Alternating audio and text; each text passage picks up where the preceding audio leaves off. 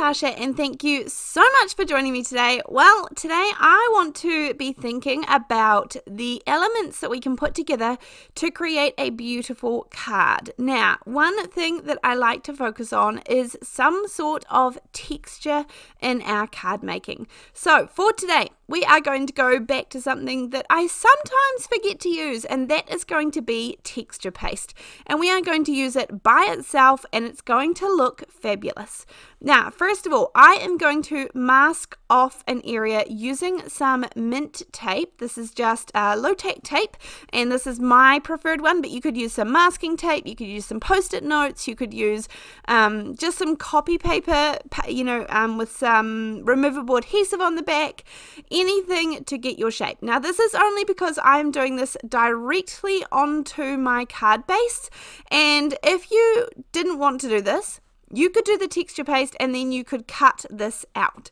Now, I am using the opaque matte texture paste from Ranger, and I don't have a palette knife anymore, a palette tool to spread this. So I am just going to get my bone folder to get it out of the container, and then I'm going to use an old, I think it's either a hotel key or something like that, some promotional material maybe, and this is going to be my scraper, and it works perfectly well. It works brilliant.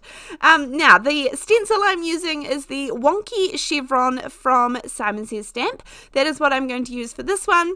Now, I don't want the texture paste to dry on there. I don't want the mint tape to get stuck, so I'm going to take this off. I am being careful not to stick my fingers in the wet texture paste, and of course texture paste is going to dry hard and solid, so you want to make sure that you rinse it off your stencils almost straight away.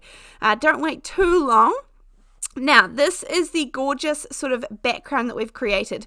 Now, I am going for sort of a white on white look today. I don't want to bring in any colors. So I want to show you one more version of this. Now, I'm laughing here because I'm trying to get a, somewhat square shape, and I can see enough through the mint tape to try and get a square shape, but then I bring up my ruler and realize it's not square at all. Of course, I'm just eyeballing it. Usually, I don't measure. Now, of course, if you were just to do your texture paste on a random piece and then you could cut this out, that would work fine. You have to be a little bit careful depending on how thick your texture paste is, if it's going to crumble, and you would need more of a guillotine style one than a trimmer to cut it, but nonetheless it's not impossible. Now, I'm going to use this other stencil today. This is from, I think we call it Mintay, maybe is the brand. It's called Doilies anyway, and this is, I've had this stencil for actually quite a while, but does anybody else sort of rediscover supplies that they have, and then you find it and you sort of re-fall in love with it all over again? So this is one of my favorite stencils at the moment. I just seem to be, it's just a go-to. Now, I just wanted to show you, this was a test for me. I wanted to scrape off the remaining texture paste, so just what had gathered on top of the stencil. So I didn't even mask it off or anything. I just scraped what was there and tried to, get as much off as I could. Now, this is not as thick as the other ones, but it's still gorgeous, and I'm really glad I tried this. This one here is the original one, and I've got those nice, sharp, clean edges thanks to the tape. And again, you want to peel this off when it's wet. Now, if you do this on a really lightweight cardstock, you may get some warping, because obviously we're putting a wet media onto, this is not watercolor, this is just my regular 110 pound cardstock. So I put these aside to dry, and then this is what I ended up with afterwards.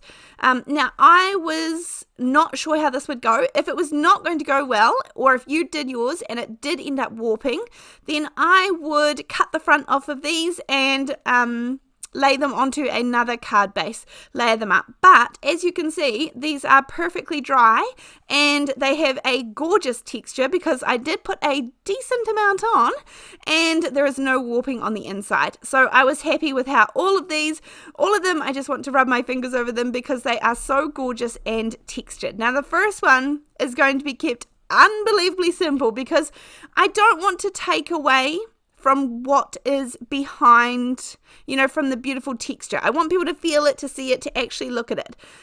Now, this was my first idea. This is the Shining Wishes Stick and Shine sheets from Penny Black. And all you do is it's like kind of like a rub-on. You just cut out the one you want to use, except for you just press it down with your finger. You don't even have to use a bone folder. They go on beautifully. You can if you want to. I tend to just to make sure. But honestly, you can rub them with your fingers and they absolutely adhere perfectly. You don't have to press as hard as you would with rub-ons. It's not that kind of transfer. It transfers very, very easily. And then I just need a wee corner to get under the clear piece, and then you put your foil over top. And this, again, you don't need to use any pressure. I just use my fingers and it creates this gorgeous shiny element. So now we've got the texture element and we've got shiny on our cards. So that's what I was going for. I almost could have left it here, and I almost did, except for I decided to come in with the Border Beauties, and I am going to just use some of this to create a little bit of, just a couple of little pieces to create some edging, some border essentially, a couple of corners. Now again, I could have not done this, but yeah, actually I quite like it. I quite like that shiny element. Now, I'm not gonna lie, the second card that I do with this, I absolutely fell in love with. The second card was sent to someone very special to me, and that is Jocelyn, this gorgeous lady who is one of the admins on my Facebook group. Our Facebook group is called Come Crafting with Natasha, and she is one of the magicians who works her magic and keeps the group going over there. And I sent the card to her because I really liked how the card turned out, but also she is a very special lady. Now, as for choosing the silver foil, I also think that maybe even any color, I guess, but a red foil or a blue foil, I tend to lean towards blues because I really like them, but I think that would have been really nice too. But this is just very, it is really hard to explain because the white texture from the texture paste doesn't pick up well in the camera, but of course in real life it is different, and you sort of just are drawn to it automatically. And that was the idea behind just creating that centerpiece with the texture paste. If you wanted to, remember that you can color your texture paste by all means. So you can just add some re-inker or some squish down an ink pad, and you can color your texture paste any color you wish. I mean, you of course can buy lots of colored texture pastes too. Now, this might be one of my new favorite dies. This is new to me. This is the Cosmos Duo from Simon Says Stamp, and I don't usually go for die sets where I have to do lots and lots of putting together. I don't mind a little bit, of course, I'm happy with that, but for how easy this is to put together and how easy it is to color, and the output that you get is stunning, this might be a new favorite. So simple, which is right up my alley. Now, I have got a couple of Distress Oxide inks. I've got 4, and you could probably get away with less, but honestly, I'm just using Mowed Lawn for my stem. And I'm just going to use some little fine detail brushes, and that way it's just so simple, super simple. This is a great way of colouring because these are quite small as well. I have put them down on some mint tape to make it a little bit easier, and it holds it in place. You could also use your waffle flower grip mat, that would be great. I used some mustard seed for the yellow centres of the flower. And then I just went right around the edges and just very gently came in with some vintage Photo Distress Oxide just to colour those edges, only a tiny bit.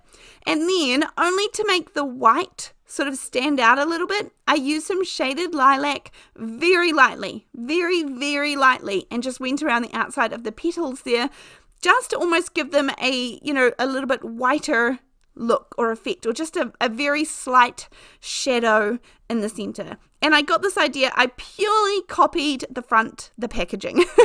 So I can't say it's original, I just copied the packaging, and it was very quick. A couple of minutes, and these were die cut and colored.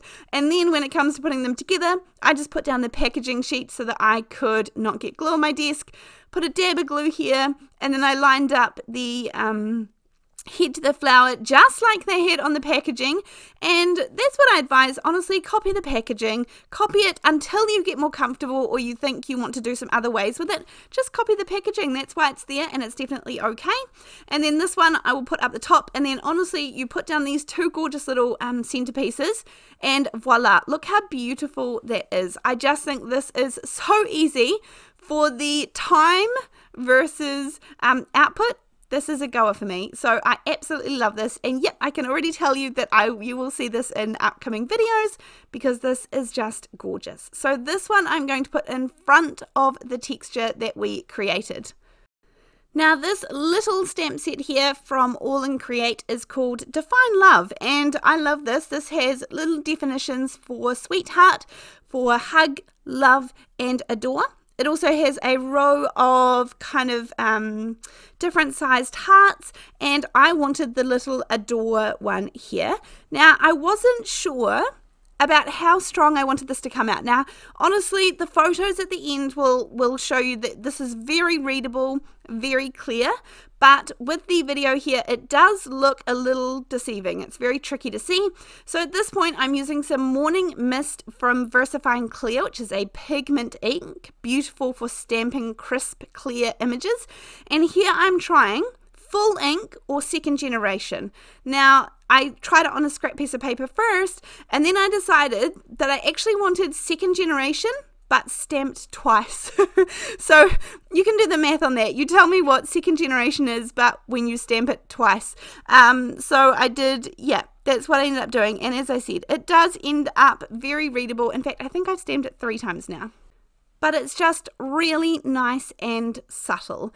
And so that is perfect for this card. Actually, this is one of my favorite cards that I've made in quite some time. I don't know why, all of the elements just click, and I really, really love, it's very simple. I love the simplicity of it, but this gorgeous flower, everything came together. So thank you so much for joining me today. I hope that you get your texture paste out. Don't forget that it's there. The supplies are always listed down below this video in case you want to check them out. But other than that, I'll see you on the next one.